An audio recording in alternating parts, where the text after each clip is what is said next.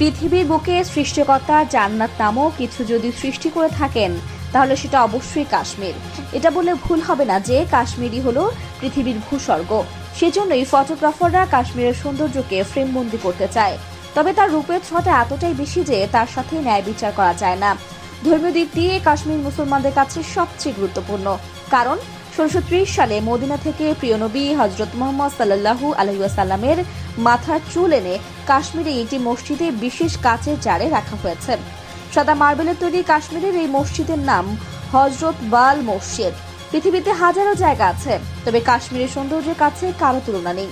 এখানকার জলবায়ু সর্বাধিক মনোমুগ্ধকর এবং উত্তাল করা।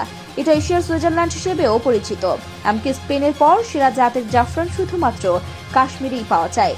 জাফরান কেবল ত্বকের উজ্জ্বলতা বাড়িয়ে তোলে না, এটি ক্রমাগত ত্বকের স্তর উন্নত করে।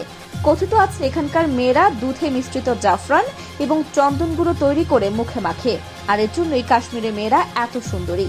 মুঘল সম্রাট প্রেমের নিদর্শন শুধু আগ্রা তাজমহলে সীমাবদ্ধ নয়, কারণ মুঘল সম্রাট জাহাঙ্গীর তার স্ত্রী নূরজাহানের ভালোবাসায় মত্ত হয়ে তার জন্য তৈরি করেছিলেন শালিমার বাগ, যা কাশ্মীরেই অবস্থিত।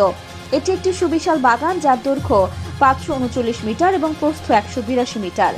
বাগানের মধ্যে রয়েছে ঝর্ণাধারা, আরও রয়েছে নানান প্রজাতির ফুল গাছ এবং ফল গাছ। বিশাল আকৃতির চিনার ও বাইন গাছের প্রাকৃতিক সৌন্দর্য সত্যি অসাধারণ।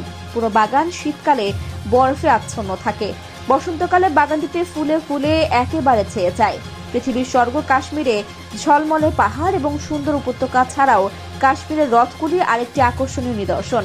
কাশ্মীরের হ্রদগুলির আশ্চর্যজনক সৌন্দর্য একেবারে নির্বাক করে দেয়। স্বচ্ছ জল সূর্যের আলো প্রতিফলিত করে অসামান্য দৃশ্য উপস্থাপন করে। কাশ্মীরের গ্রীষ্মকালীন রাজধানী শ্রীনগর শহরের নিকটবর্তী একটি বিখ্যাত ও নয়নাভিরাম প্রাকৃতিক সৌন্দর্যে ভরা পাহাড়ের পাদদেশে ডাল লেকের অবস্থান। পাহাড়ি ঘেরায় কাশ্মীরের অসামান্য দৃশ্য উপস্থাপন করে ডাল লেক।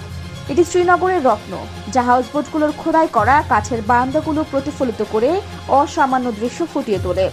শীতকালে যেদিকে তাকানো যায় সেদিকে শুধু বরফে ঢাকা পাহাড় অথবা শিকারা ভাষার ডাল লেক বলতে নৈসর্গিক সৌন্দর্যের লীলাভূমি।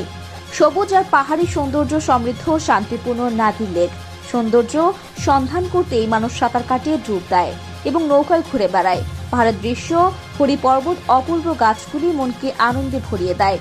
উলার লেকের বিশুদ্ধ পানি পৃথিবীর বৃহত্তম মিঠা পানির উৎস। এটি এখানকার বিখ্যাত পিকনিক স্পটও বটে। নৌকাবাজ, ওয়াটার স্কি এবং বিভিন্ন জলের খেলার আয়োজন হয় এই লেকে। সুবিশাল লেক এবং মনসাগর লেক সহ বিভিন্ন লেকের দেখা মেলে এই কাশ্মীরে। শীতকালে তুষার কাশ্মীরের মায়াবী সৌন্দর্যকে আরো আকর্ষণীয় করে তোলে। আশেপাশের সকল উপত্যকা বরফের চাদরে ঢেকে যায়। হিমায়িত পাইন গাছগুলি চারপাশে মনোমুগ্ধকর দৃশ্যের ছবি আঁকে। কাশ্মীরে কিংবদন্তি ধোঁয়াশা রয়েছে কাশ্মীরি শালে।